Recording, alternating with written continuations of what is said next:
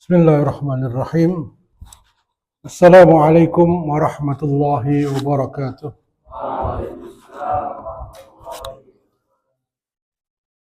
Innal hamdalillah nahmaduhu wa nasta'inuhu wa nastaghfiruh wa na'udzu billahi min shururi anfusina wa min sayyiati a'malina.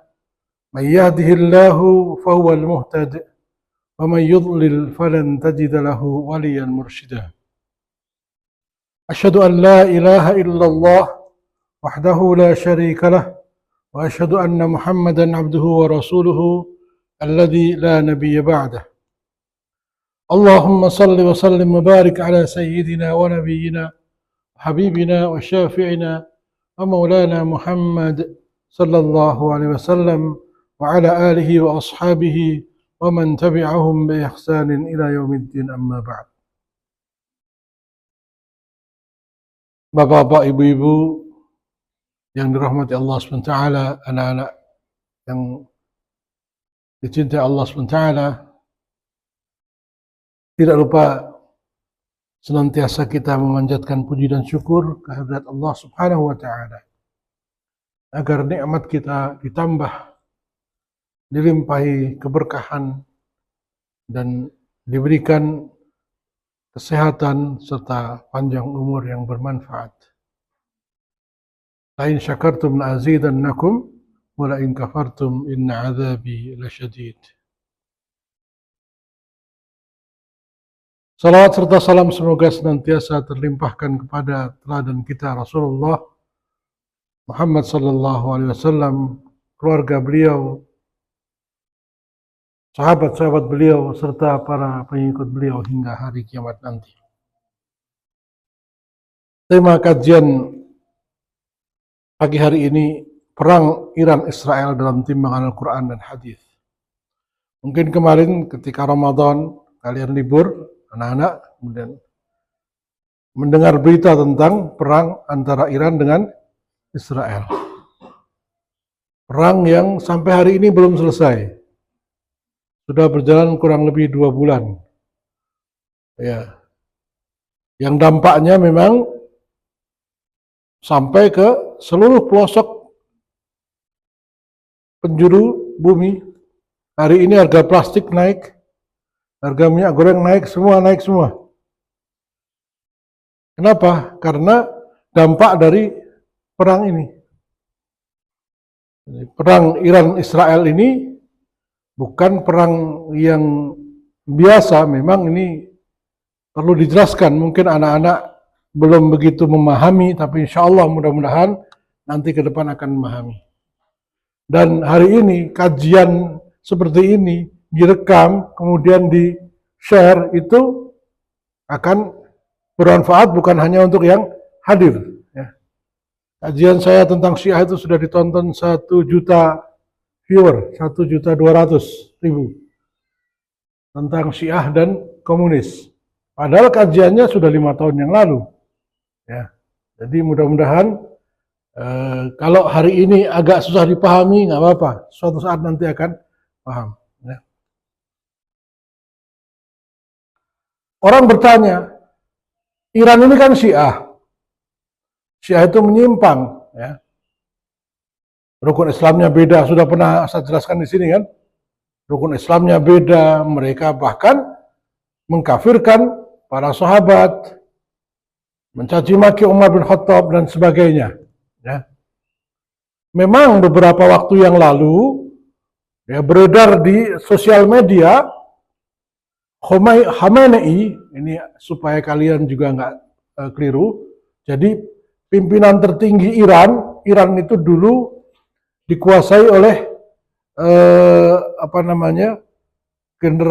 rezim Safawi. Terus kemudian tahun 1979 Khomeini, sering disebut Ayatullah Khomeini, memimpin revolusi yang mereka sebut revolusi Islam. Sehingga kaum muslimin ya mendukung karena revolusi Islam. Barulah setelah 1, 2, sampai 10 tahun ketahuan, oh ini bukan revolusi Islam, ini revolusi Syiah. Ya. Karena Syiah ini jauh menyimpang dari Islam. Ya. Mudah-mudahan kita ada waktu untuk menjelaskan nanti di kajian yang akan datang. Maka kemudian banyak orang yang menarik diri dari dukungan. Nah, Khomeini ini pemimpin tertinggi pertama. Jadi Iran itu presiden di bawah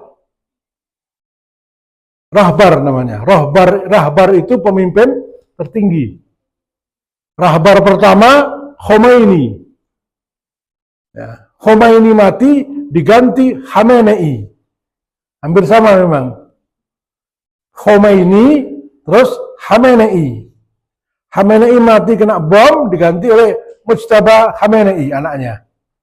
Nah, dalam keyakinan Syiah, rahbar atau wali faqih, pemimpin tertinggi ini mewakili imam yang ke-12, Imam Mahdi yang gaib. Ya, kalau kita Ahlus Sunnah meyakini Imam Mahdi itu nanti akan lahir, belum lahir sekarang. Di akhir zaman beliau lahir, kemudian nanti akan diangkat sebagai Al-Mahdi oleh Allah. Dia tidak tahu. Tapi kalau Syiah meyakini Imam Mahdi itu sudah lahir. Ya, namanya Muhammad bin Hasan Al-Askari. Ya. Lahir sekitar tahun 200 Hijrah. Umur 4 tahun meninggal. Kata orang Syiah tidak meninggal, ini diangkat oleh Allah seperti Nabi Isa. Nah, nanti di akhir zaman akan turun. Maka disebut Al-Muntazar, Al-Mahdi Al-Muntazar. Imam Mahdi yang ditunggu nanti datangnya. Nah, itu.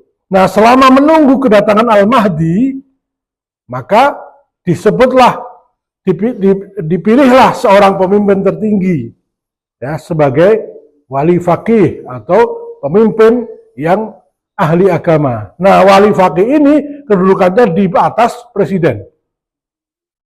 Jadi presiden itu kalah sama Mujtaba Khamenei sekarang. Presiden bisa diganti-ganti, tapi wali faqih enggak. Gitu. Nah, ini lalu gimana kita? Ya. Posisi kita apakah mendukung Iran yang nantinya akan dimanfaatkan untuk propaganda? Sekarang pun sudah banyak orang yang tidak paham lalu memuji dan memuja-muja Khamenei sebagai pahlawan, sebagai sosok teladan dan sebagainya. Iran yang membantu kita membebaskan Palestina dan sebagainya. Ya. Ini perlu dipahami. Ya. Al-Quran telah memberikan jawaban. Ya.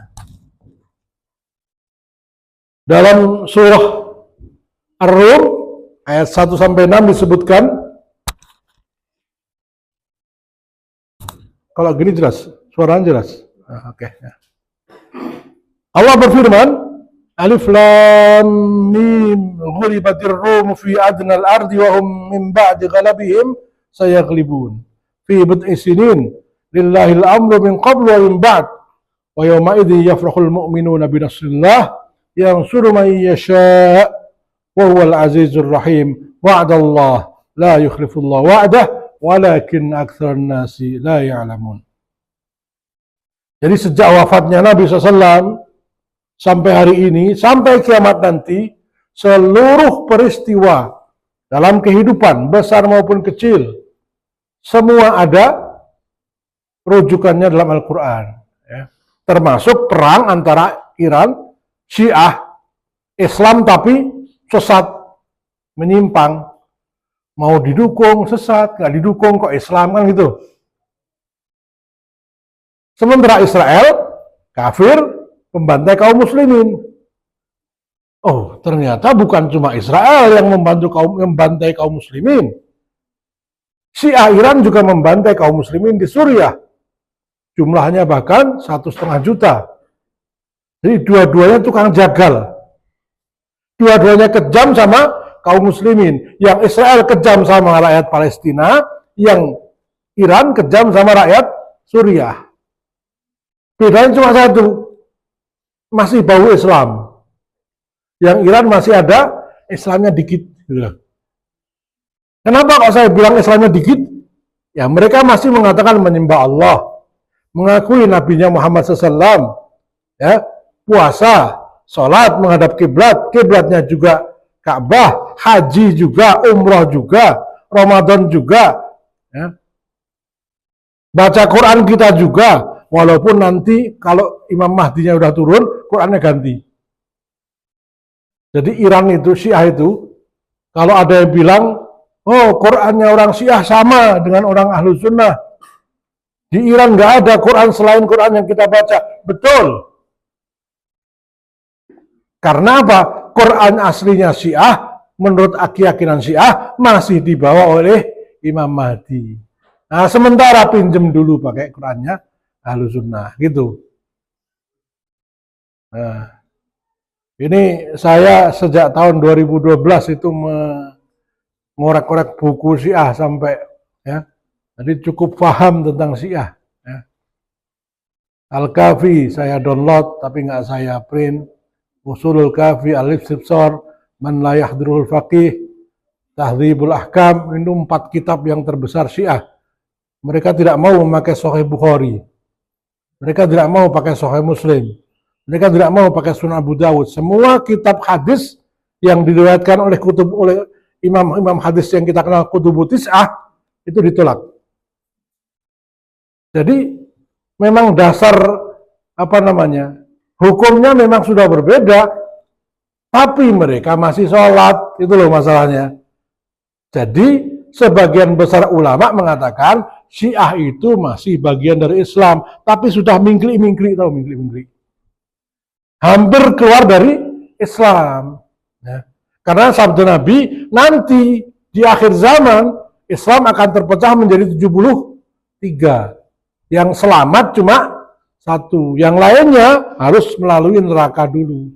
Nah, yang namanya tersesat kan ada yang agak di tengah, ada yang sudah sampai hampir berbatasan dengan kekufuran. Nah, Syiah ini, ya, yang ada sekarang adalah Syiah Isna Asyariyah. Ya. Jadi sesatnya memang sudah luar biasa. Mereka punya namanya Mushaf Fatimah. Wahyu yang diturunkan kepada Sayyidatina Fatimah setelah Nabi meninggal. Ya. Nah, Mushaf Fatimah ini masih dibawa oleh Imam Mahdi. Nah itu. Alif Lam Mim. Hanya Allah yang tahu makna sebenarnya. Bangsa Romawi telah dikalahkan di negeri yang terdekat, dan mereka sesudah dikalahkan itu akan menang dalam beberapa tahun lagi. Bagi Allah lah urusan sebelum dan sudah mereka menang. Dan di hari kemenangan bangsa Romawi itu, bergembiralah orang-orang yang beriman, karena pertolongan Allah. Dia menolong siapa yang dikehendakinya, dan dialah maha perkasa lagi penyayang. Sebagai janji yang sebenarnya dari Allah. Allah tidak akan menyalahi janjinya, tetapi kebanyakan manusia tidak mengetahui. Ar-Rum ayat 1-6. Nah, apa kaitannya dengan perang Iran dengan Israel? Ya. Jadi ketika Nabi masih hidup sekitar 8 Hijrah, ya, kalau nggak salah itu, terjadi peperangan besar antara Kekaisaran Romawi dengan Kerajaan Persia. Ya. Romawi itu menguasai hampir sepertiga dunia. Eropa sampai ke menjelang hampir ke Prancis, ya, setengah Eropa itu dikuasai oleh Romawi. Bahkan Romawi menguasai Afrika Utara. Ya. Sepertiga dunia dikuasai Romawi selama hampir 3000 tahun. Ya. Jadi Romawi ini punya riwayat yang panjang. Sebelum Masehi mereka sudah ada. Ya. Tahun 50 sebelum Masehi, Romawi sudah menguasai Syam. Palestina dijajah oleh Romawi. Sedangkan Persia, ya, Persia itu mungkin usianya kalau sekarang sudah hampir 3000 tahun. Rajanya namanya Kisra. Yang terkenal Xerxes namanya. Kemudian yang terakhir namanya Kisra Yazdazid. Menguasai Asia. Asia Tengah sampai India. Ya, sampai wilayah-wilayah yang dulu menjadi wilayah Rusia. Azerbaijan, Kazakhstan, Turkmenistan. Sampai mendekati Cina. Itu wilayah Persia. Jadi dua raksasa ini bertarung. Nah, yang satu Kristen Romawi, yang satu musyrik penyembah api Persia, Majusi agamanya. Nah, bangsa Arab, orang-orang musyrik berharap yang menang Persia karena sama-sama penyembah patung, ya, penyembah pohon, penyembah batu, penyembah api, penyembah matahari, sama-sama menyembah kemusyrikan. Sementara kaum muslimin berharap yang menang Romawi. Kenapa? Karena Romawi itu aslinya memang Kristen. Nah, Kristen itu percaya akhirat. Makanya mereka meyakini adanya juru selamat di akhirat, ya kan? Mereka meyakini semua nabi dari Adam sampai Isa. Cuma satu yang mereka nggak yakini, siapa? Muhammad saja. Mereka juga puasa, mereka juga punya kitab suci walaupun sudah diganti-ganti, tapi nggak semuanya diganti. Ya.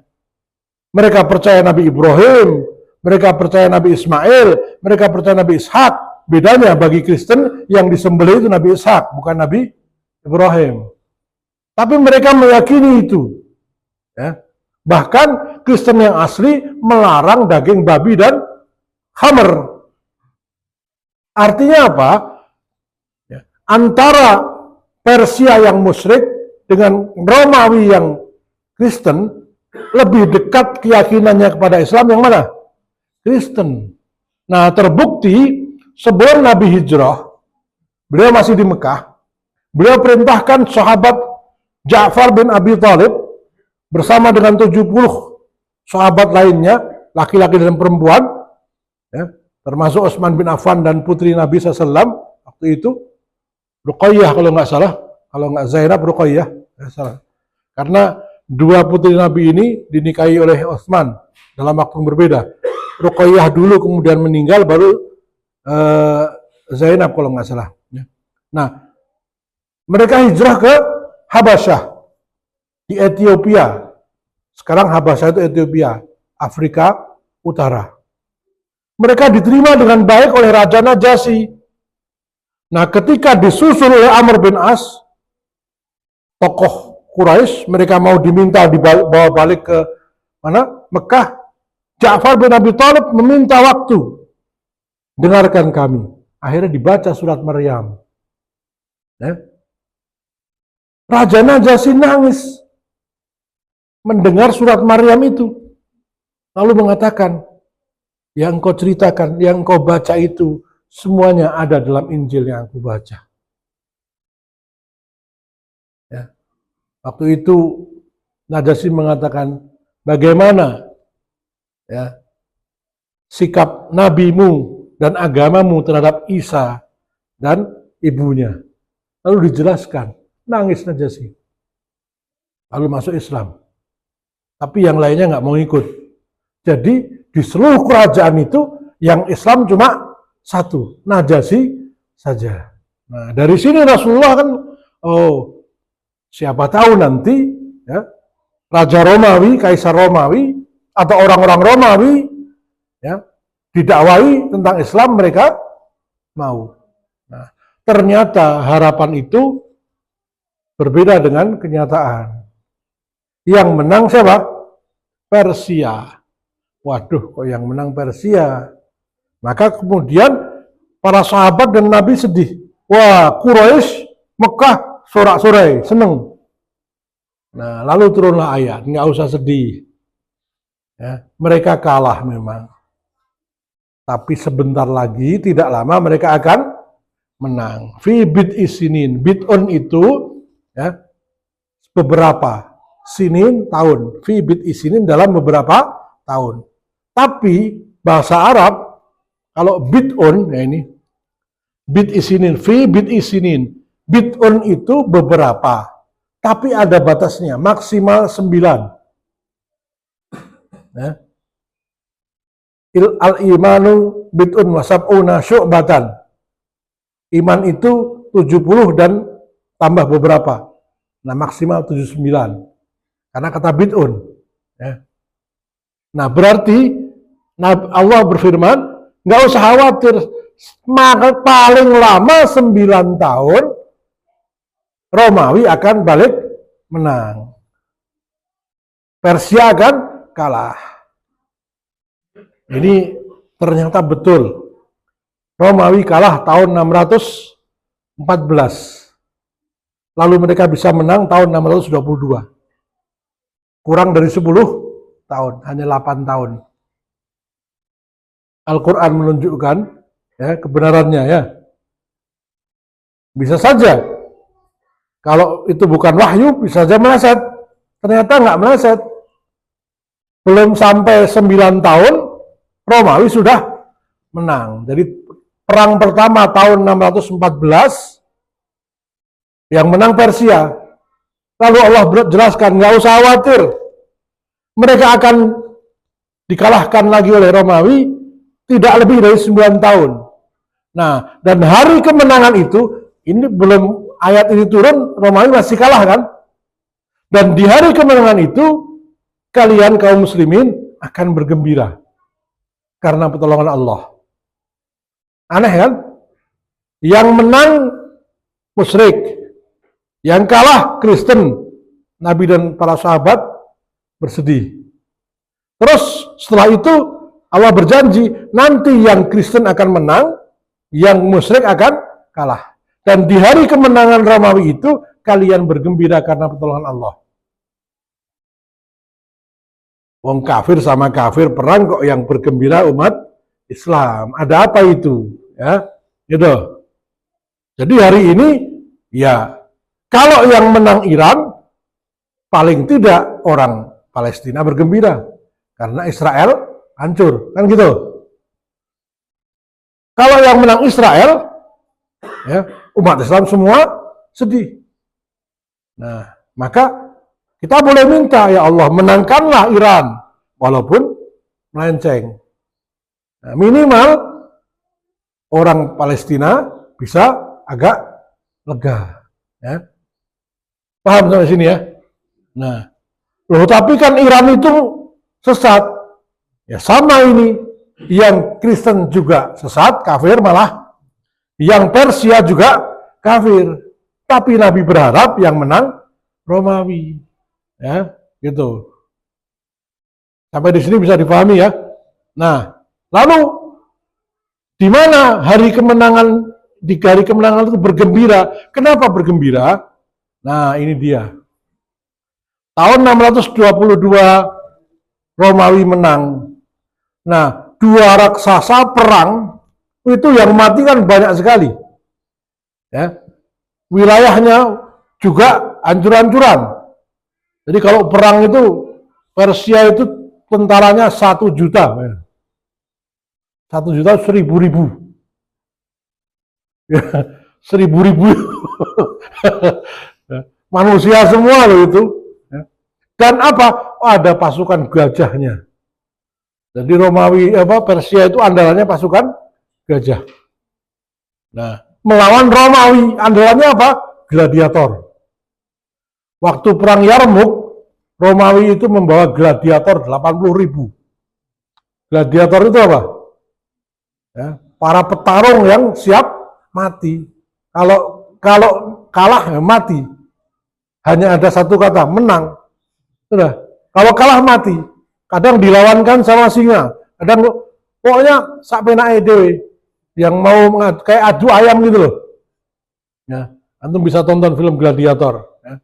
Itu ada 80.000 gladiator, bayangkan. Pasukannya Khalid bin Walid cuma 30.000. pasukannya Romawi 200.000. Oh. Jadi kalau perang itu semua kekuatan di bawah. Nah, tahun 622 Romawi menang setelah perang 2 kali. Nah, Rasulullah wafat digantikan oleh Abu Bakar. Abu Bakar As-Siddiq tidak sempat untuk meluaskan wilayah karena beliau disibukkan dengan para suku-suku Arab yang murtad. Oh, saya kan cuma janji sama Muhammad mati ya sudah, gitu. Akhirnya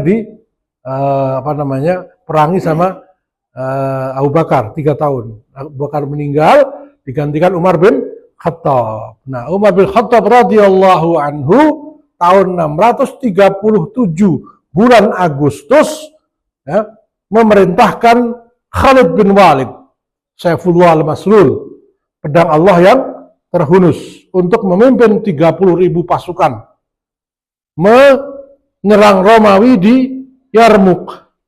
Di sini nih. Ya. Di Yarmuk ini 30.000 pasukan kaum muslimin menang melawan 200.000 pasukan Romawi. Hampir 8 kali lipat, 7 kali lipat.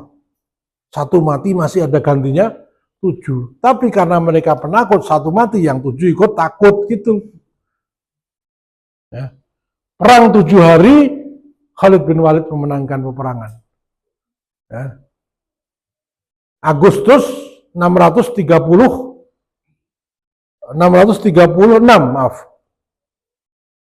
Lalu bulan Oktober, pasukan yang sama, hanya berselang 3 bulan, tapi pimpinannya diganti, bukan Khalid. Diganti Sa'ad bin Abi Waqqas radhiyallahu anhu untuk menyerang Persia di Qadisiyah. Ini di kota Qadisiyah. Pasukan kaum muslimin berhadapan dengan mungkin 300.000. Pokoknya banyak kalau Persia itu. Nah, dengan pertolongan Allah, pasukan kaum muslimin di bawah pimpinan Sa'ad bin Abi Waqqas menang. Bahkan Kisra Yazdazid terbunuh. Ya. Kaisar terakhir Persia mati. Panglima perang yang paling terkenal namanya Rostam atau Rustum mati. Kocar-kacir pasukannya sebagaimana sabda Nabi. Ketika beliau mengirimkan surat dibawa oleh Ibn Amir, ya. Ibn Amir menyampaikan surat kepada Yazdazid untuk masuk Islam, sama Yazdazid disobek-sobek. Dilaporkan ke Nabi, Rasulullah SAW bersumpah, demi Allah, Allah akan merobek-robek kekuasaannya, wilayahnya, kerajaannya, sebagaimana ia merobek-robek suratku. Nah, itulah hari kemenangan. Ya, jadi kaum muslimin belum tahu ini, tapi Allah sudah sampaikan. Nanti kalau Romawi sama Persia perang, kamu yang akan dapat kemenangan. Karena dua-duanya sudah hancur-hancuran dulu. Paham ini ya? Nah, jadi Persia sama Romawi 2 kali perang. Setelah capek, tinggal kaum muslimin yang mukul KO. Gitu. Nah, hanya 3 bulan loh, 2 kerajaan ini kalah. Akhirnya mereka pergi meninggalkan ini Syam. Ya. Jadi tahun 636 bulan Oktober Persia runtuh dan tidak akan bisa bangkit lagi sampai hari kiamat. Bagaimana sabda Nabi, akan dirobek. Maka saya yakin Iran itu tidak akan mungkin bisa menang menguasai dunia karena Nabi mengatakan dirobek. Persia itu nggak akan kembali bangkit. Ya. Kalau Romawi sampai akhir zaman masih ada. Di Romawi itu sampai akhir zaman akan tetap ada. Bahkan nanti Malhamah Kubra itu dengan Romawi. Tapi Persia dirobek-robek.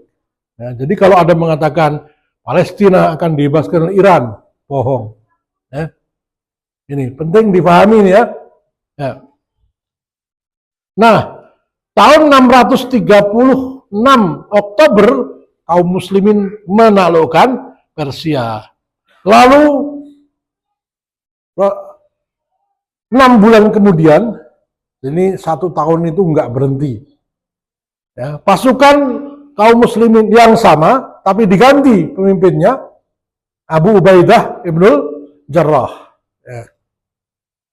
Abu Ubaidah ibnul Jarrah diperintahkan untuk mengepung kota Yerusalem, Baitul Maqdis.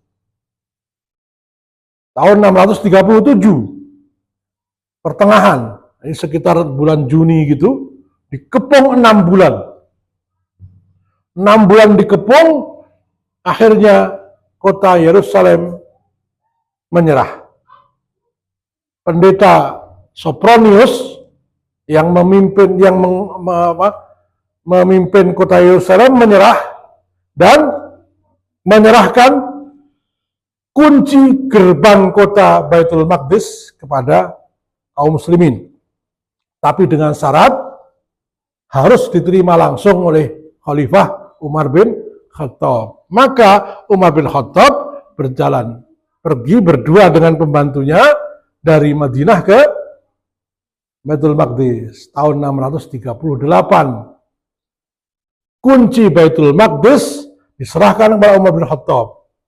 Lalu Umar bin Khattab membuat sebuah piagam namanya Mitsaq Umar. Piagam Umar. Kalau di Madinah ada piagam Madinah, ini piagam Umar. Apa isinya? Yang pertama, beliau menulis, sejak hari ini Al-Aqsa, Baitul Maqdis adalah wakaf abadi milik umat Islam. Jadi Umar membebaskan Palestina dari penjajahan siapa? Romawi. Diwakafkan kepada kaum muslimin sampai hari kiamat. Ya.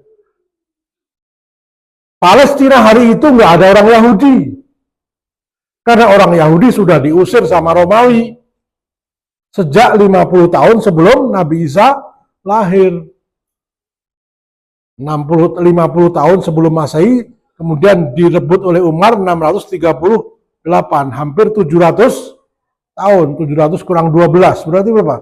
688 tahun sudah ditinggal oleh orang Yahudi. Kira-kira kalau masjid ini 600 tahun nggak dipakai, ya. 600 tahun, bukan cuma 6 tahun, 600 tahun. Nggak ada yang tinggal, kemudian tiba-tiba iki omahku. Ada yang percaya? Ya sama kayak ini 600 tahun, tiba-tiba ada orang dari mana? Jakarta bilang, ini rumah saya, peninggalan dari Ratu Boko. Nah. Ratu Boko itu apa? Dieng gitu ya. Nah. Itu mbah saya. Siapa yang mau percaya? Salahnya buat tinggalkan gitu ya. Nah, sama Yahudi itu sudah pergi dari Palestina. Nah, sejak itu Palestina adalah wakaf milik kaum muslimin. Yahudi boleh tinggal. Poin kedua, Mitsaq Umar, orang Nasrani, Yahudi, mau siapapun boleh tinggal di Palestina, tapi harus patuh dengan aturan Islam. Bayar jizyah, dilindungi. Nah, jadi siapa yang membebaskan Palestina? Umar bin Khattab radhiyallahu anhu, orang yang paling dibenci oleh Syiah Iran sampai hari ini. Sampai hari ini, ya. Itu Umar itu dikatakan oleh Khamenei, ya, akan membakar rumah Ali bin Abi Thalib. Padahal, ya, Ibunda Fatimah di dalamnya. Dia mengatakan, walaupun Fatimah di dalamnya, akan aku bakar.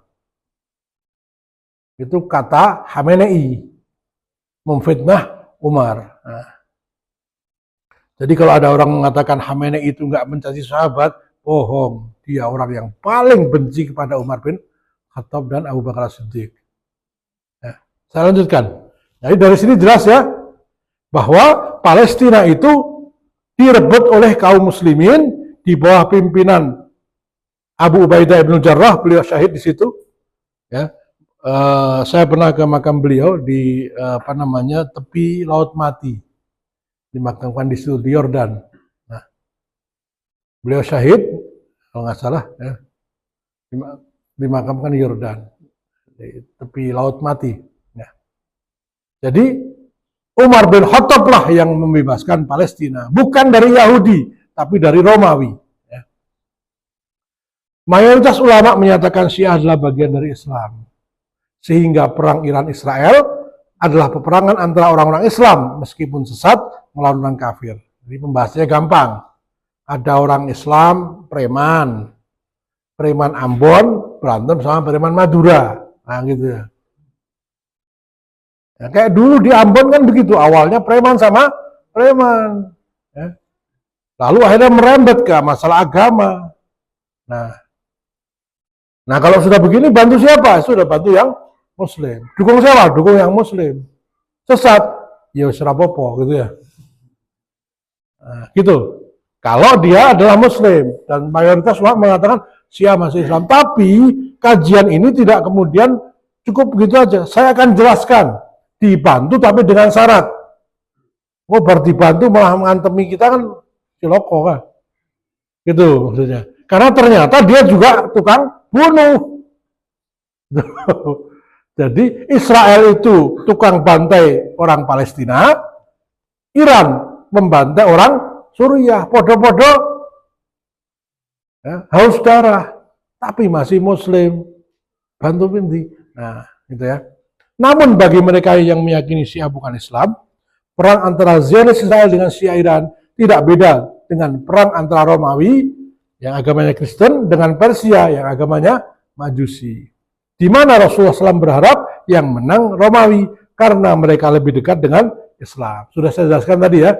Nah, Iran meskipun Syiah, tapi lebih dekat dengan Islam dibanding Yahudi. Mereka memiliki banyak sekali penyimpangan dan kesesatan, namun kiblatnya sama dengan kita, nabinya sama dengan kita, puasanya sama dengan kita, hajinya juga sama dengan kita. Ya. Iran hajinya nggak kemudian nanti saya Muharram aja, nggak kan? Tetap haji, tetap bulan Dzulhijjah, tetap pakai kain ihram, tetap sama. Artinya banyak kesamaannya dengan Islam. Kalau ada yang mengatakan Syiah itu bukan Islam. Tapi sebagian besar ulama mengatakan Syiah tetap masih termasuk Islam, meskipun sesat. Ya. Sama, ada yang mengatakan sekarang ini kan banyak yang aneh-aneh ya, sampai ya, Mama Gufron bahasa sekali pakai itu bahasa sekali pakai itu karena apa? Karena besok nggak bisa ngulangin. Coba, kalau nggak percaya, doa sekali pakai itu ya. Itu kayak gitu dianggap sebagai ulama. Ya. Nah, pengikutnya Muslim nggak? Ya Muslim, tapi ngaco kan gitu. Ada yang meyakini ada gua yang kalau Pak ini menghubungkan dengan Mekah, ya. Akhirnya talbiyah di situ. Nah, sesat nggak ini? Tapi Muslim nggak? Muslim. Nah, jadi gitu. Muslim tapi sesat. Siapa tahu nanti bisa didakwai tobat. Sama dengan Syiah Iran. Siapa tahu nanti pemimpinnya ganti orang yang soleh, lalu kemudian rakyatnya jadi soleh. Ya. Karena yang bikin sesat itu utamanya adalah para pemimpin. Rakyat itu awam, nggak ngerti, nggak belajar, ya taunya pokoknya dihapusi. Ya. Nah, jadi mana yang lebih dekat ke Islam? Syiah Iran. Ya. Sesuai dengan nubuat, Syam menjadi yang pusatnya di Baitul Maqdis Palestina akan menjadi pusat khilafah Islamiyah di akhir zaman. Jadi nanti pusat Islam seluruh kaum muslimin ini, ya, pusatnya bukan Madinah, bukan Mekah, tapi Syam, Baitul Maqdis. Ya. Khalifahnya di sana. Ya, Nabi Isa di sana. Ya. Jadi kalau hari ini kita nggak punya. Dulu pernah kita punya. Pernah kita sampaikan kajian di sini kan 13 abad zaman keemasan Islam. Di waktu Khulafaur Rasyidin, Abu Bakar, Umar, Utsman dan Ali, di mana pusatnya Islam? Madinah. Lalu kemudian diganti dengan Khilafah Bani Umayyah. Pusatnya di mana? Di Damaskus, Syam. Lalu kemudian diganti dengan khilafah Bani Abbasiyah 600 tahun. Pusatnya di mana? Baghdad. Diganti lagi dengan Bani Ayyubiyah. Pusatnya di mana? Di Mesir. Kemudian pindah ke Syam. Nah, lalu Bani Utsmani, Turki Utsmani, pusatnya di mana? Turki, Istanbul, Konstantinopel. Jadi berpindah-pindah pusatnya sesuai dengan khilafahnya.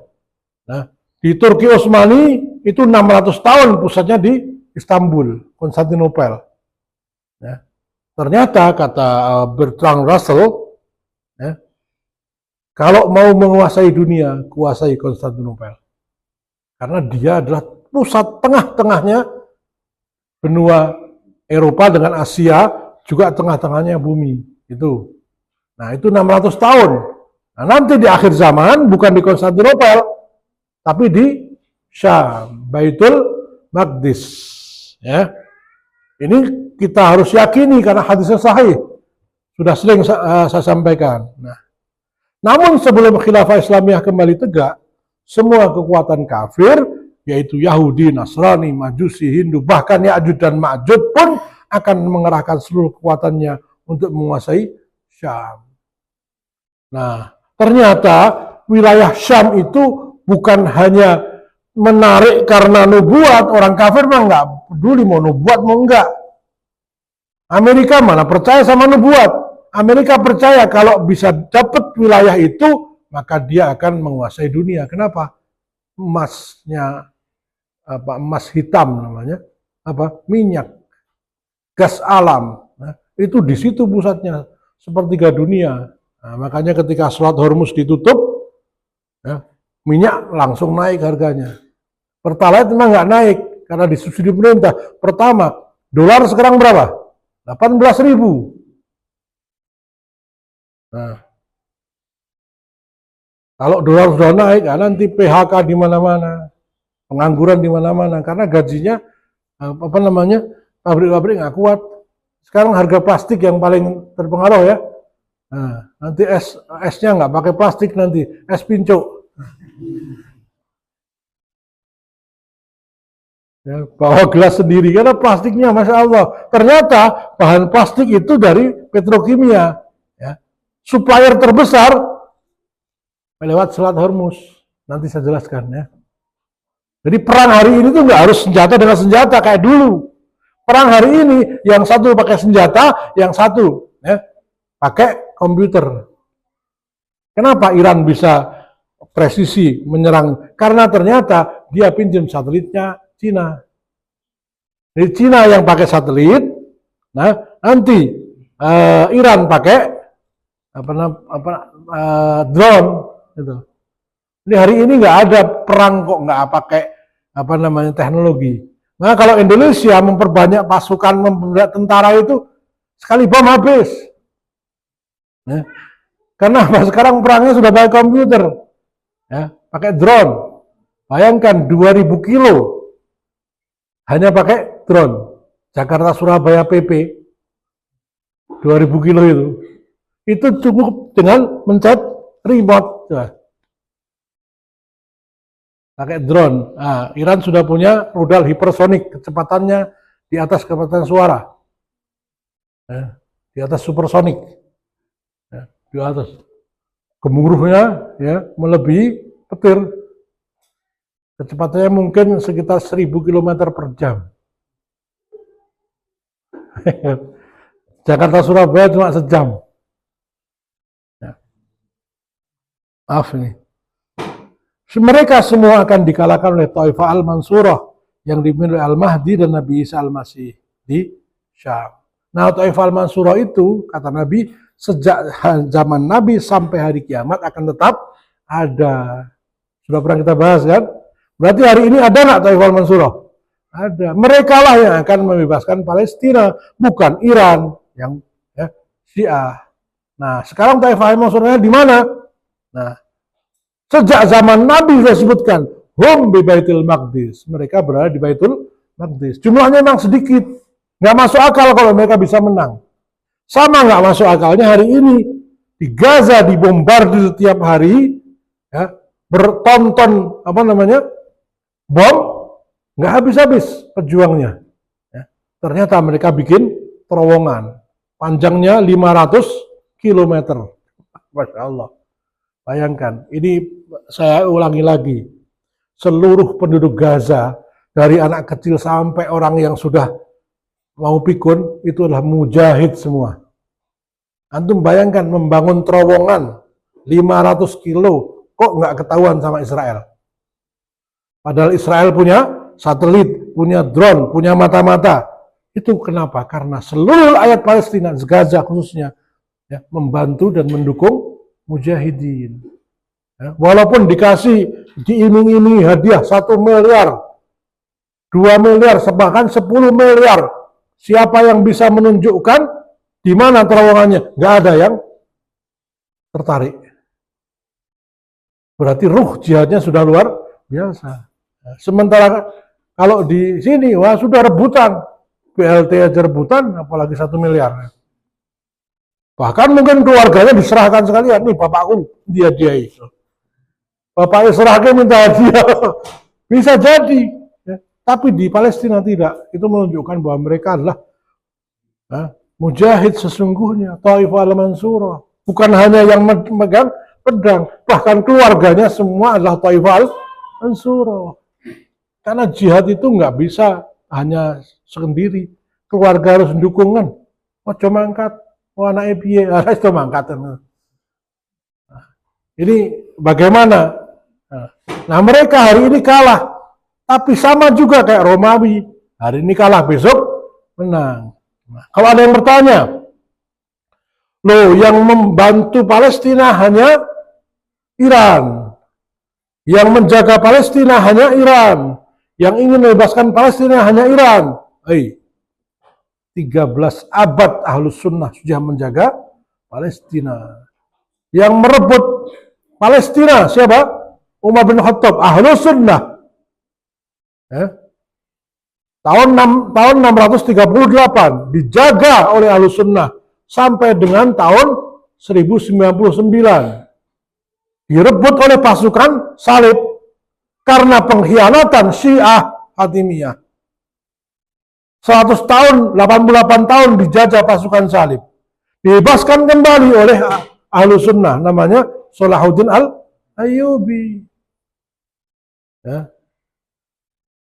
Lalu kemudian sampai tahun 1948, siapa yang menjaganya? Bani Ayyubiyah, Bani Turki Utsmani, Ahlus Sunnah semua yang menjaga Palestina. Berapa kali perang salib terjadi? 7 kali. Ya. Setelah perang salib kedua, tidak pernah kalah. Siapa mereka? Ahlus Sunnah semua. Gitu ya. Jadi jangan kemudian kita bingung loh, sekarang kok Syiah yang membantu. Ya baru sekarang saja. Kemarin itu kemana gitu ya. Ya, jadi jangan gampang terpengaruh. Hari ini memang kaum muslimin itu pada malas baca. Ya. Akidahnya berubah hanya karena short video 1 menit. Masya Allah. Ya. Saya nasihatkan ke diri saya dan antum semua ya. Jangan pernah meninggalkan membaca.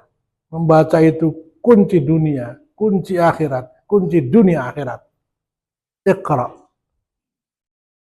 Sebelum perintah sholat, sebelum perintah apapun, perintah pertama, iqra. Sekarang pada malas baca, lebih senang nonton ya, video pendek, hanya 1,5. Karena kalau lebih itu nanti kepotong ya. 1,5 menit itu sudah merubah akidah.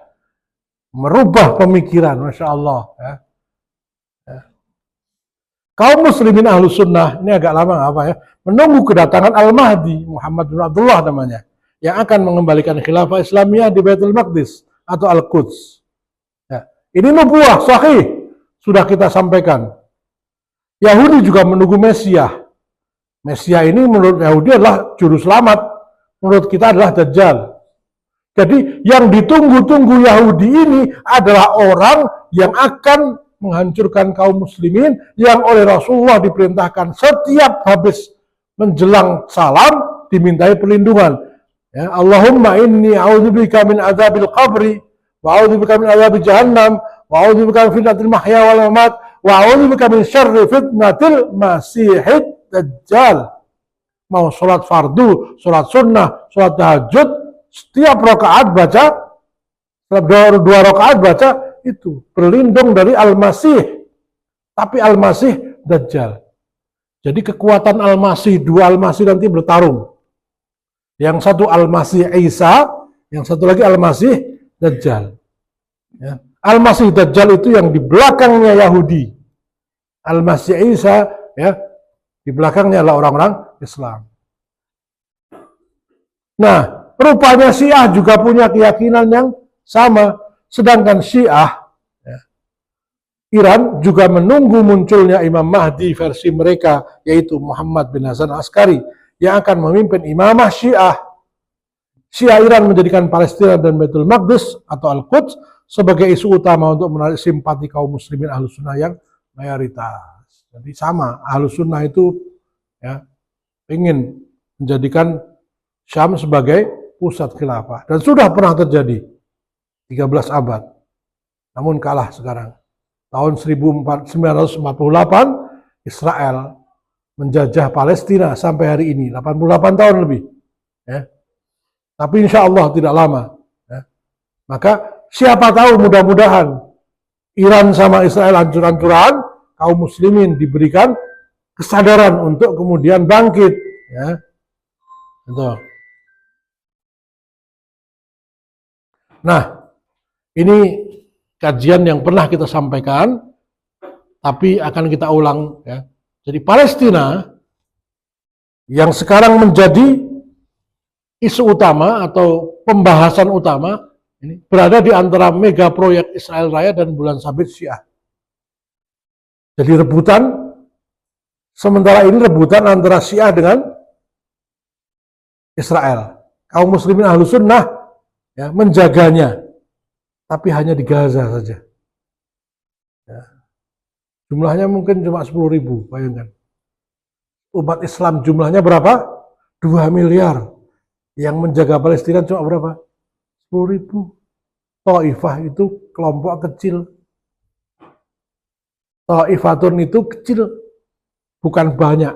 Jumlahnya kecil banget. Makanya cuma puluhan ribu. Umat Islamnya 2 miliar. Coba bayangkan seandainya Lebaran itu duit yang buat beli mercon dikumpulkan untuk bantu Gaza, insya Allah bisa bikin rudal kan. Nah, tapi umat Islam lebih senang bikin mercon. Nah itu. Masya Allah, suara kenceng-kenceng kok pada seneng. Mending dinikmati sendirilah pakai apa headset kayak gimana. Ya. Wilayah yang diklaim oleh Yahudi sebagai Israel Raya, ini menurut mereka adalah wilayah ya warisan dari Raja Sulaiman, the King Solomon Kingdom. Jadi dulu itu wilayahnya Nabi Sulaiman memang dari Sungai Furat sampai Sungai Nil. Nah itu yang dikatakan oleh Israel, wilayah yang akan disebut dengan tanah yang dijanjikan oleh Allah, kata mereka. Tanah yang dijanjikan oleh Allah. Mereka yakin ada di Bible, ada di Perjanjian Lama, ada di Perjanjian Baru. Ya. Jadi mereka yakin betul dengan itu. Orang Syiah yakin betul bahwa nanti Imam Mahdi akan datang. Nah pertanyaannya, umat Islam Ahlus Sunnah yakin nggak kalau nanti akhir zaman akan turun Nabi Isa dan Imam Mahdi untuk mengembalikan kejayaan Islam? Nah, yang percaya kayak gini dianggap teroris, ya. Radikal gitu kan. Nah, repot akhirnya. Padahal Syiah itu yakin betul, Yahudi yakin betul. Ya. Israel berambisi membangun terusan Ben Gurion namanya, yang menghubungkan Gaza dengan Teluk Aqabah, melintasi wilayah Najaf untuk menandingi terusan Suez. Nanti saya jelaskan. Iran juga berambisi menguasai wilayah ini, yang biasa disebut dengan The Syiah Crescent atau Bulan Sabit Syiah, untuk didirikan imamah Syiah atau khilafah versi Syiah berpusat di Iran. Nah ini kita bahas dulu The Greater Israel, Israel Raya. Nah, Proyek ini sudah dicanangkan sejak tahun 1897. Sudah berapa ratus tahun yang lalu? 100 tahun lebih. Ya. 1897 di Basel, Swiss, ya, diadakan konferensi seluruh pemuka-pemuka Yahudi dipimpin oleh Theodor Herzl, mencanangkan gerakan Zionisme namanya. Gerakan Zionisme itu apa? Gerakan mengembalikan seluruh Yahudi yang terpencar-pencar di seluruh dunia kembali ke tanah yang dijanjikan, yaitu Israel Raya. Bukan hanya Palestina. Ya. Israel Raya menurut klaim Theodor Herzl, pendiri gerakan Zionisme, ialah negara Yahudi yang membentang dari sungai Nil di barat hingga sungai Euphrat atau Furat di timur, yang meliputi Mesir, Saudi Arabia, Palestina, Lebanon, Suriah, Irak, dan Turki Selatan. Ini keyakinan mereka menurut Bible, perjanjian lama mereka. Yakin. Maka kita malu umat Islam kalau nggak yakin. Orang Yahudi dia yakin. Dan saking yakinnya mereka mengumpulkan duit. Itu sudah pernah saya sampaikan ya. Berapa? 300 triliun. 300 juta untuk nyogok Sultan Abdul Hamid Sultan Abdul Hamid, supaya mereka diizinkan tinggal di Palestina. Coba 300 triliun itu, tapi itu cuma buat MBG.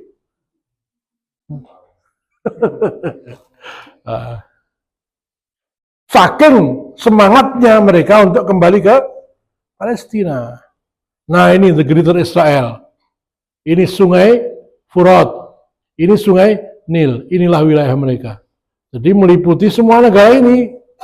Bukan hanya Palestina di sini, bukan. Ya, tapi ini semua. Dicanangkan tahun 1897. Kata Theodor Herzl, dalam 50 tahun sudah berdiri negara Israel di Palestina.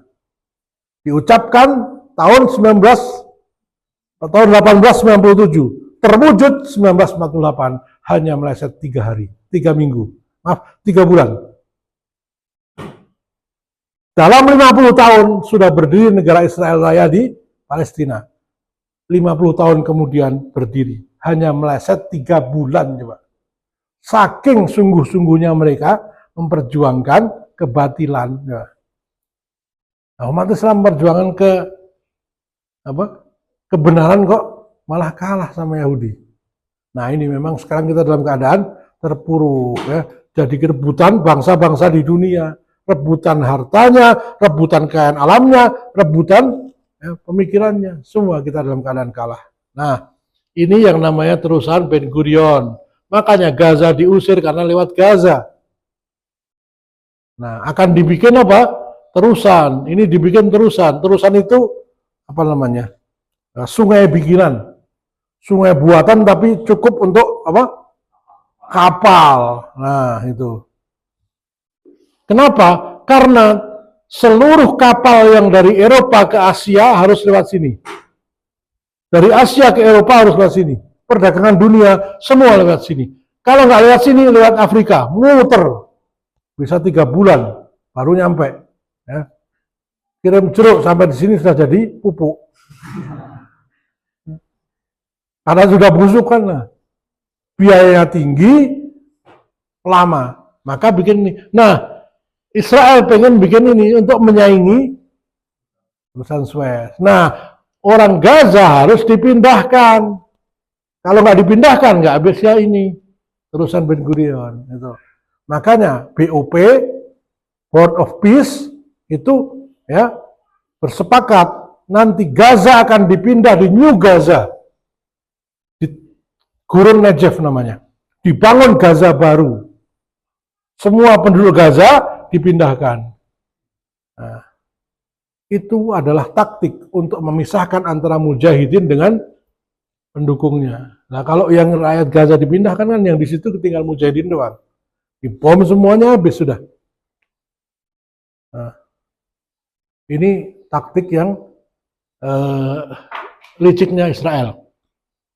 Ini perhatian, ini bed di apa namanya seragam militernya IDF, Israel Defense Force, tentara Israel, TNI-nya, TNS ya, TNI, Tentara Nasional Israel.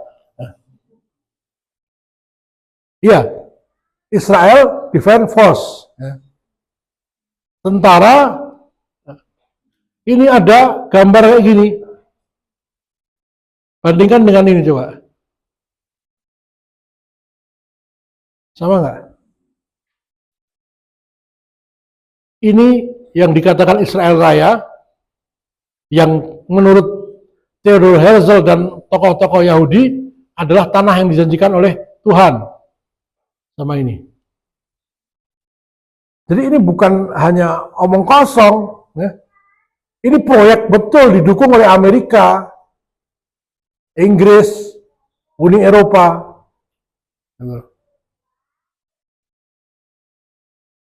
Kai Weizmann, ini Presiden Israel pertama. Luas negara Israel tidak bisa ditentukan. Luasnya akan disesuaikan dengan kebutuhan dan jumlah penduduknya. Nah, seminggu yang lalu saya baca, Israel mengadakan program orang-orang India, ya, diberi kewarganegaraan Israel untuk pindah ke Israel karena mereka masih ada keturunan Yahudi. Gitu. Jadi banyak bangsa kayak di Rusia pindah, orang kulit hitam di Afrika, Angola itu pindah, dibiayai oleh Israel untuk menambah jumlah penduduknya. Wajib militer. Jadi semua rakyat Israel yang umurnya di atas 18 itu tentara. Karena di Israel ada wajib militer. Di antum selesai SMA wajib militer itu 1 tahun. Bahkan artis pun wajib militer. Gal Gadot itu tentara. Antum nggak tahu Gal Gadot nggak apa-apa. Wonder Woman itu yang jadi Wonder Woman itu tentara itu. Walaupun dia sekarang artis ya, tapi dulu pernah menjadi tentara, dikasih senapan bisa dinembak. Ya. Maka menambah jumlah penduduk sesuai dengan kebutuhan tanahnya diperluas. Nah, luas negara Israel adalah sejauh yang dapat dikuasai oleh militer Israel, dan itu dibuktikan. Ya. Ini Yasser Arafat, pemimpin PLO, Palestina Liberation Organization, organisasi pembebasan Palestina, yang selama hampir dari tahun 48 sampai tahun 90 mengadakan perlawanan, tapi kemudian damai. Dia mengatakan, tahukah kamu apa arti bendera Israel? Bendera itu berwarna putih dengan 2 garis biru. Kedua garis tersebut melambangkan 2 sungai. Dan di antara keduanya adalah Israel. Sungai-sungai itu adalah sungai Nil dan sungai Efrat atau Furat atau Yufrat. Ya. Indonesia punya lambang merah putih. Merah artinya berani, putih artinya suci. Ada lambangnya itu, ada artinya. Garuda Pancasila, kepalanya nengok ke kanan. Kanan atau kiri? Kanan. Nah, jangan boleh nengok kiri ya. Nah, itu ada bulunya 8 melambangkan bulan. Nah, itu semua ada perlambangnya. Bahkan orang Jawa bikin keris, itu ada lambangnya. Keris Nogososro, Sabu Inten, nah ada. Nah, bendera Israel ini adalah lambang Nabi Daud. Ya. Ini perisainya Nabi Daud kayak gini nih. Disebut bintang David. David itu Daud. Ya. Ini bintang David. Ini sungai Nil, ini sungai Furat. Jadi wilayah Israel membentang antara sungai Nil sampai sungai Furat. Nah, tapi mereka menyangkal sekarang, nggak begitu. Nah, tahun Israel merebut semenanjung Sinai dari Mesir pada Perang 6 Hari pada Juni 67. Jadi Israel melebarkan wilayahnya sampai ke ini Mesir. Ini kan Israel, ini Palestina. Coba, 2 kali wilayah Israel. Ini direbut oleh Israel pada Perang 6 hari. Perang 6 hari ini Israel cuma pinjam senjata. Pinjam sama Amerika. Habis 6 hari balikin. Nah, namanya Perang Yom Kippur. Jenderalnya namanya Moise Dayan. Matanya 1. Diajak perundingan 4 mata, tersinggung dia. Perang dia.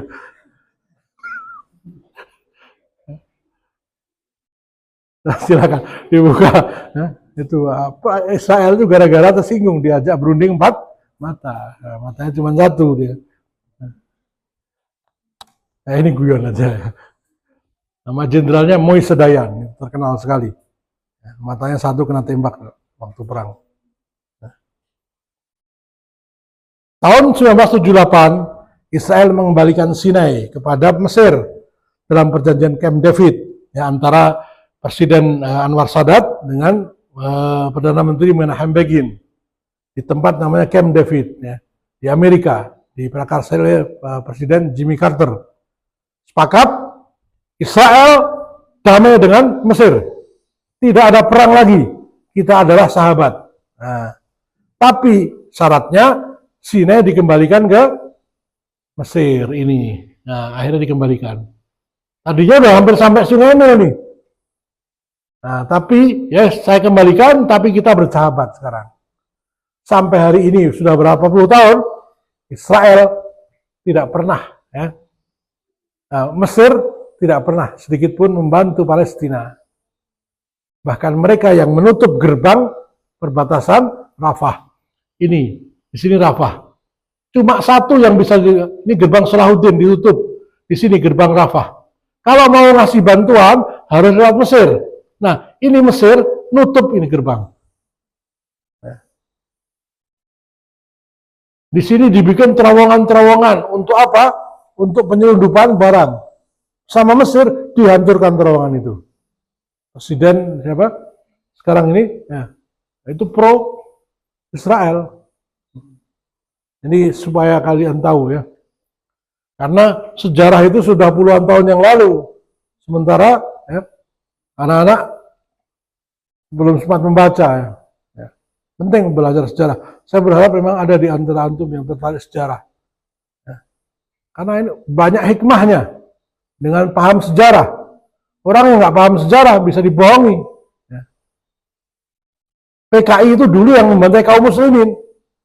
Tapi sekarang PKI nuntut supaya ya, kaum muslimin minta maaf sama PKI. Coba. Dan itu disahkan di Jenewa. Jadi di Jenewa itu mengatakan yang membantai PKI adalah umat Islam. Padahal umat Islam yang dibantai oleh PKI. Yang nggak paham sejarah pasti percaya nanti. Nah, jadi ini ya, proyek Israel Raya sudah. Lalu apalagi yang akan mencabik-cabik Palestina? Proyek Bulan Sabit. Jadi perang Israel sama Iran itu sama-sama pengen menguasai Palestina. Yang satu untuk didirikan imamah Syiah, yang satu untuk menunggu Al-Masihid Dajjal untuk dibikin Israel Raya. Nah, umat Islam lompok cuma nonton. Gitu loh. Kalau Iran yang menang nanti jadi imamah, kalau Israel yang menang nanti jadi Israel Raya. Nah, bagaimana kita? Nah, ini yang nanti akan jelaskan. Saya jelaskan dulu proyek Bulan Sabit Syiah atau proyek Imamah Syiah. Imamah adalah rukun Islam paling penting versi Syiah. Jadi rukun Islam Syiah itu nggak ada syahadat. Ya. Maka banyak orang mengkafirkan Syiah dasarnya ini. Ada orang sholat, zakat, puasa, haji berkali-kali, umroh tiap bulan. Tapi tidak mengakui syahadat sebagai rukun Islam. Muslim bukan? Bukan kan? Nah, tapi apakah kita kemudian mengatakan, oh semua orang Syiah di sana itu kafir? Kan nggak berani kita. Karena banyak yang awam, yang nggak mudeng, nggak paham. Gitu. Nah, berdasar kitab Al-Kafi, jilid 2 halaman 18, ini sudah saya cek langsung, disebutkan bahwa rukun Islam menurut Syiah adalah sholat, zakat, puasa, haji, dan al-wilayah atau imamah. Yang dimaksud dengan rukun al-wilayah adalah meyakini bahwa penentuan imam atau khalifah, pemimpin tertinggi setelah Nabi wafat, itu seperti nubuah, kenabian. Ditunjuk langsung oleh Allah melalui wahyu, bukan hasil syura kaum muslimin. Oleh karena itu, mereka tidak mengakui Abu Bakar, Umar, dan Utsman sebagai khalifah pengganti Nabi. Mereka meyakini yang berhak menjadi imam pengganti Nabi adalah Ali bin Abi Thalib dan 12 keturunannya. Jadi mereka meyakini ketika perjalanan pulang dari Haji Wada, ya, itu ada wahyu turun, namanya wahyu di Ghadir Qum, yang menunjuk Ali sebagai pengganti Nabi. Itu keyakinan orang Syiah. Nah, sehingga ketika Nabi wafat, seharusnya Ali yang menjadi khalifah. Bukan Abu Bakar, bukan Umar, bukan Utsman. Maka mereka kemudian menolak kekhilafahan itu. Nah, jadi yang berhak menjadi pemimpin atau imam itu Ali dan keturunannya. Ali bin Abi Thalib, Hasan bin Ali bin Abi Thalib, Husain bin Ali bin Abi Thalib, Ali bin Husain bin Ali bin Abi Thalib, ya.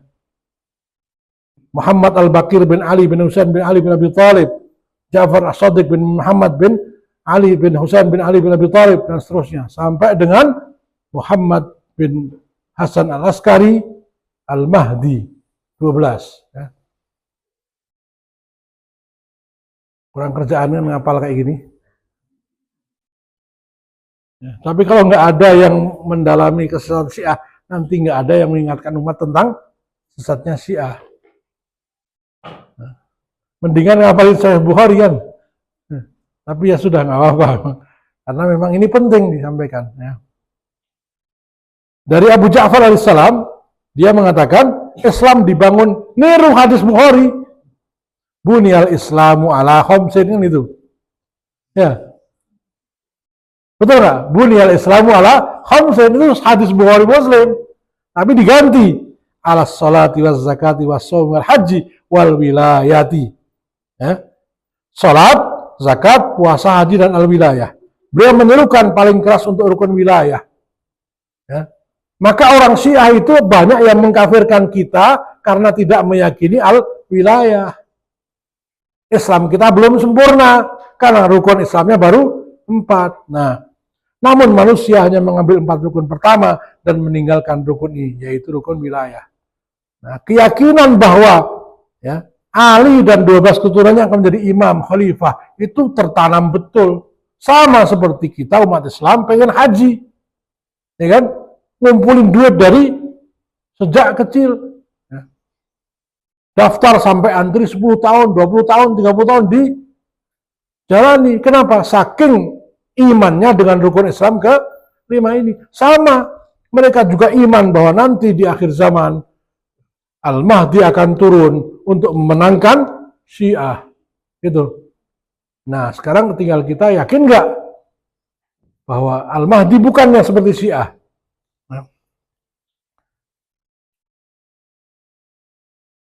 Nah, ini proyek bulan sabit. Ini sekarang yang dikuasai oleh Iran ini semua, kecuali Suriah.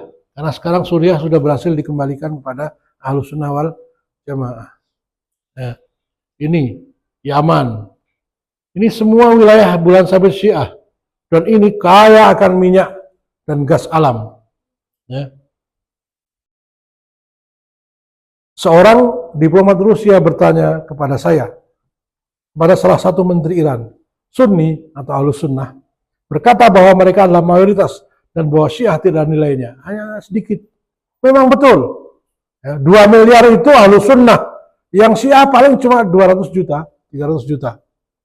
Jadi hampir 80% umat Islam itu Ahlus Sunnah wal Jamaah. Ya. Sunni. Nah, pejabat Iran itu menjawab, saya memperlihatkan kepadanya sebuah peta dan berkata, biarpun kami minoritas dalam jumlah, tapi secara strategi kami adalah mayoritas. Nah, hari ini, ya, Selat Hormuz ditutup, harga-harga langsung naik semua. Ya. Kami bukan yang lain. Kami mengontrol minyak Saudi, kami mengontrol minyak Irak, kami mengontrol minyak Afghanistan, kami mengontrol minyak Azerbaijan, juga minyak Suriah dan Lebanon. Semua wilayah itu dikontrol sama Iran. Ini saya sampaikan apa namanya?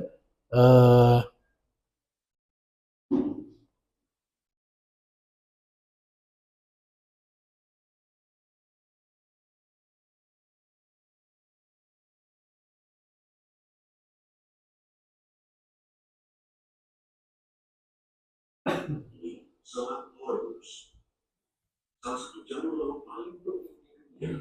Selat sempit ini berada di antara Irak dan Oman, menghubungkan Teluk Persia dengan laut terbuka. Setiap hari, puluhan kapal tanker raksasa melewati jalur ini. Mereka membawa minyak dari timur tengah ke berbagai negara di dunia. Energi yang menjaga industri, transportasi, dan ekonomi global tetap berjalan. Karena sekitar 20% pasokan minyak dunia melewati Selat Hormuz. Di titik tersempitnya, selat ini hanya 33 km. Selat Hormuz mungkin terlihat kecil di peta, tapi bagi dunia, ini adalah urat nadi energi global. Ya. Ini Selat Hormuz. Mengapa Amerika Serikat mengalami kesulitan dalam melindungi Selat Hormuz? Sekilas, jawabannya tampak sederhana. Angkatan Laut Amerika Serikat memiliki salah satu armada paling kuat di dunia.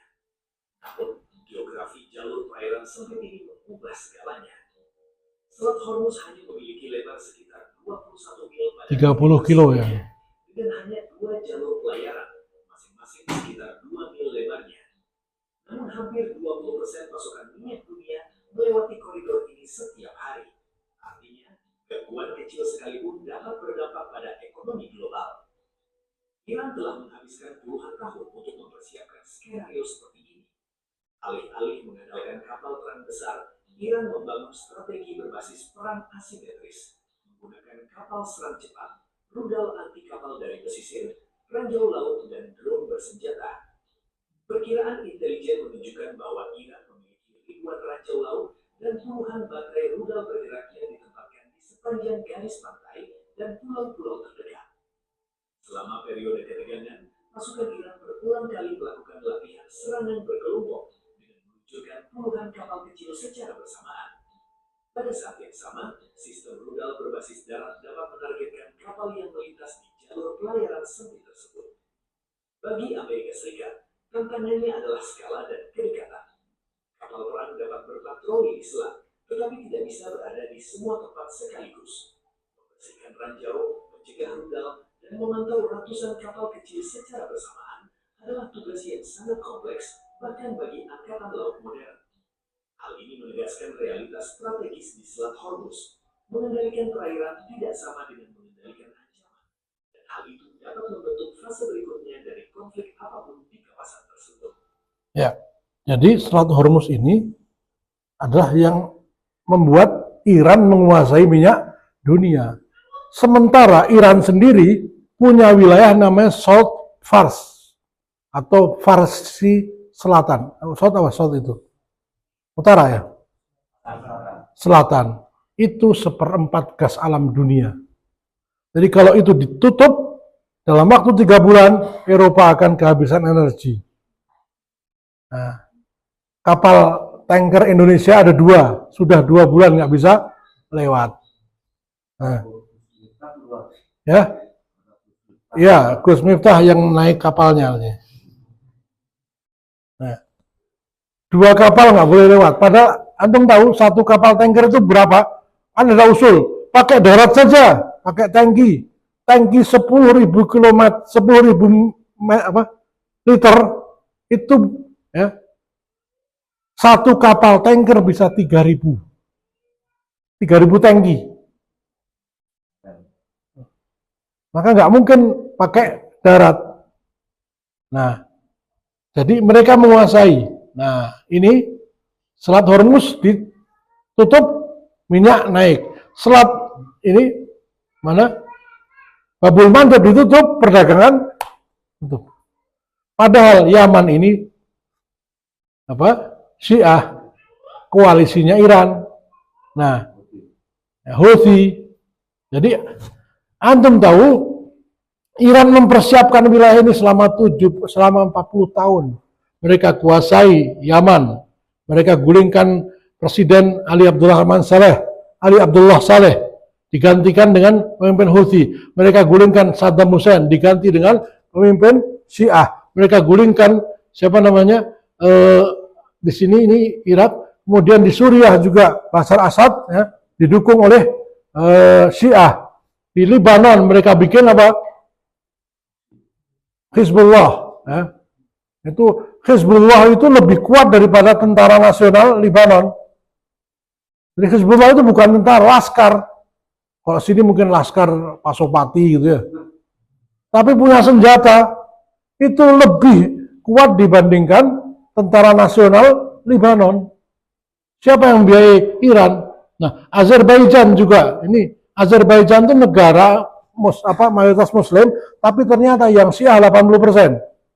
Jadi di sana itu nggak ada sholat maghrib sama sholat isya itu bareng. Nah, kalau maghrib mau jamaah asar jamaah itu nggak ada orang. Ya. Ini, jadi wilayah ini sudah dikuasai. Nah, ini Babul Mandeb ditutup, maka tidak bisa masuk terusan Suez. Nah, itulah makna dari kemenangan Iran menguasai ekonomi dunia. Jalurnya ditutup. Nah, kalau mau ngaji ditutup kan nggak bisa sudah. Ya, gitu kan. Nah, contohnya begitu, nggak perang tapi tutup aja sudah bikin ya semua gelagapannya. Nah, Amerika kemudian membuat pangkalan-pangkalan di negara-negara Teluk, tapi akhirnya diserang sama Iran. Nah, maka sekarang perubahannya negara Teluk tidak lagi minta bantuan Amerika, sekarang minta bantuan Rusia. Rusia kroninya temannya Iran. Nah itu. Perang sekarang kayak begitu, kenapa? Ya, karena ini memperebutkan yang kafir ini merebutkan wilayah ini. Ini Laut Kaspia, ini Iran. Nah, Iran itu dapat bantuan dari mana? Dari Rusia, lewat sini. Dia jual minyak ke sini, nah, dibeli sama Rusia. Rusia kirimkan ke Eropa. Nah, Rusia bikin rudal, kirimkan ke Iran. Ini Iran sama Rusia, ini Cina. Sekarang lagi dibikin pipa raksasa dari pipa untuk penyaluran gas alam dan minyak dari Iran ke Cina. Nah, tiga kekuatan besar ini sama-sama kekuatan musyrik semua. Nah, ini syiriknya banyak banget walaupun masih Islam, tapi syiriknya luar biasa. Sementara ini ateis, ya, nggak punya agama, ini juga ateis. Nah, sisa-sisa majusi dulu ya. Iran menjadikan isu Palestina sebagai strategi untuk menarik simpati dunia Islam. Jadi bukan mau mengembalikan kaum muslimin. Nah, ini sudah pernah saya sampaikan. Ini Imam Ra'id Salah, Syekh Ra'id Salah, Imam Azil Aqsa, masih hidup beliau di penjara Israel. Mereka yang selalu mencaci Umar bin Khattab, sang pembebas Palestina, tidak mungkin akan membebaskan Palestina. Ya, siapa maksudnya yang suka mencaci Umar? Syiah. Ya, kita pegang ulama ini ucapannya. Iran tidak akan membebaskan Palestina. Iran hanya mencari simpati, pura-pura bantu Gaza, bantu Palestina, tapi dia punya proyek sendiri, namanya Imamah Syiah. Sampai di sini paham ya? Jadi Israel punya proyek Israel Raya, Syiah punya proyek Imamah Syiah. Sama-sama memperebutkan Palestina. Nah, kalau dukung satu, kita juga akan ya, nanti rugi. Tapi nggak dukung juga rugi. Nah, maka nanti kita bahas. Catatan, cukuplah pengkhianatan Syiah Rafidah, namanya Syiah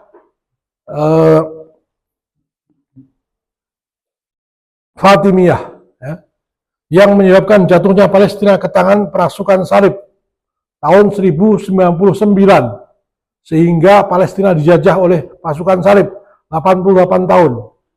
Ya, sedikit saya ulangi, perang salib pertama 1099 itu Guy Lusignan sama saya lupa nomor satunya, menyerang Palestina. Nah, Khilalah Bani Saljuk bertempur melawan pasukan salib Prancis dan Inggris. Nah, pasukan Syiah Fatimiyah bantu Inggris malahan, bukan bantu kaum muslimin. Ya. Jadi kalahlah kaum muslimin Bani Saljuk tahun 1099. Tahun 1147 kaum muslimin Bani Saljuk mengumpulkan kekuatan lagi untuk merebut Palestina. Kalah lagi karena Daulah Fatimiyah Syiah ini yang membantu Inggris. Jadi dikeroyok, yang satu Syiah, satu Kristen. Nah, tahun 1197 Salahuddin Al-Ayyubi, ya, setelah mengalahkan Daulah Fatimiyah, dikalahkan dulu, dibersihkan dari Syiah, barulah kemudian Palestina berhasil direbut oleh Salahuddin Al-Ayyubi. Jadi kalau orang Syiah mengatakan kami akan membebaskan Palestina, dulu nenek moyangnya justru menyerahkan Palestina ke pasukan salib. Tahun 1255 kalau nggak salah, itu juga sama, Baghdad dikalahkan oleh Hulagu Khan. Siapa yang berkhianat? Syiah, ya. Namanya Nasiruddin At-Tusi sama Al-Qummi namanya, dua orang penasihatnya raja. Mereka adalah para pengkhianat terhadap Islam dan kaum muslimin. Ini sejarah mencatat. Nah, ini contohnya, ya, beberapa pengkhianatan sudah saya jelaskan dulu. Israel dan Iran sama-sama negara pembantai kaum muslimin. Israel melakukan genosida atau pembantaian di Palestina, sedangkan Iran membantai kaum muslimin Ahlus Sunnah di Suriah. Ya, Syekh Usama Ar-Rifai, mufti Suriah sekarang, menyebutkan dalam sebuah pidatonya, ya, Iran yang mengirimkan pasukan Garda Revolusi untuk membantu Bashar Assad membantai Ahlus Sunnah sebanyak 1,5 juta selama 10 tahun. Ya. 10 tahun dibantai. Supaya antum semua paham, ya. Jadi, ya, ini apa? Ini bukan Gaza. Ini Suriah.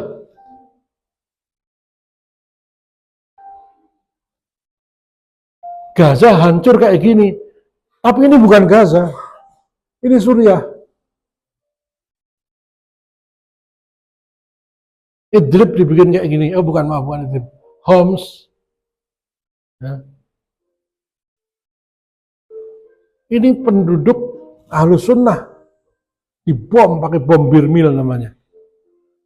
Birmil itu apa? Tong. Ya. Dream.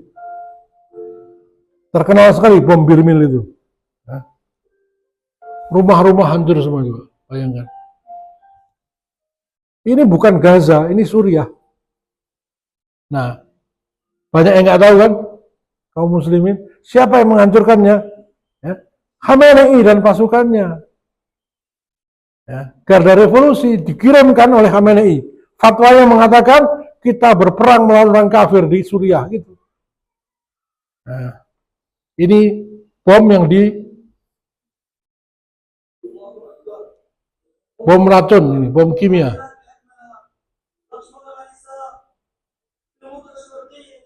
Di Ghouta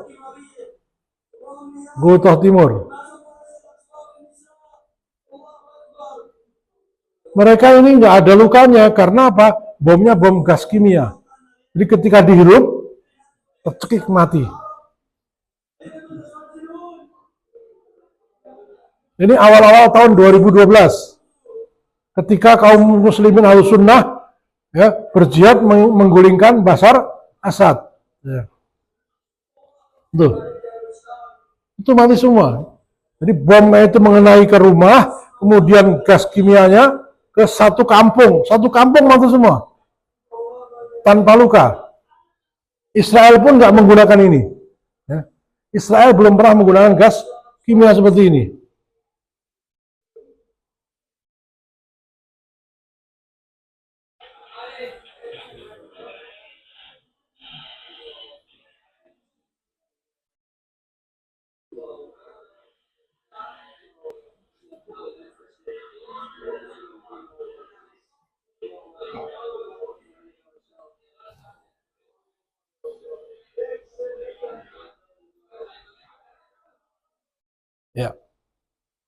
Jadi ini perlu saya sampaikan supaya antum semua paham. Israel sama Syiah itu sama Iran sama-sama pembantai kaum muslimin. Jumlahnya bukan cuma ratusan ribu, bahkan sampai 1,5 juta.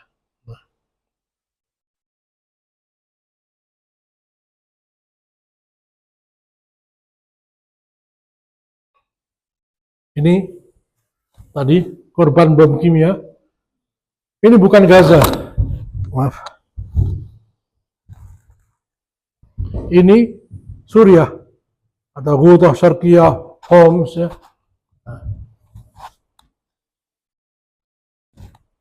Kemana kita berpihak?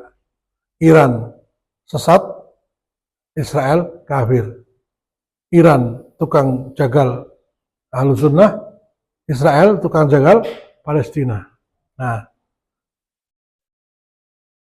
sebagian ulama menyatakan bahwa Syiah Imamiyah kafir. Hal ini berdasar pada penyimpangan mereka yang sangat jauh dari Islam. Namun mayoritas ulama Ahlussunnah wal Jamaah, terutama Asy'ariyah Maturidiyah, masih menyatakan bahwa mereka adalah bagian dari Islam meskipun sesat. Sebagaimana 72 golongan lainnya, seperti sabda Nabi Muhammad SAW tentang perpecahan umat Islam menjadi 73 golongan. Sampai di sini bisa dipahami ya. Ada dua pendapat. Sebagian kecil ulama mengatakan Syiah bukan Islam, tapi sebagian besar mengatakan Syiah masih Islam, tapi Islam yang sesat. Nah, Israel dan Iran sama-sama haus darah kaum muslimin. Jika Israel dan Amerika yang menang dalam perang ini, maka seluruh kaum muslimin berduka. Ya, semua. Karena apa? Ya, Israel dan Amerika tambah congkak, tambah pongah, tambah ya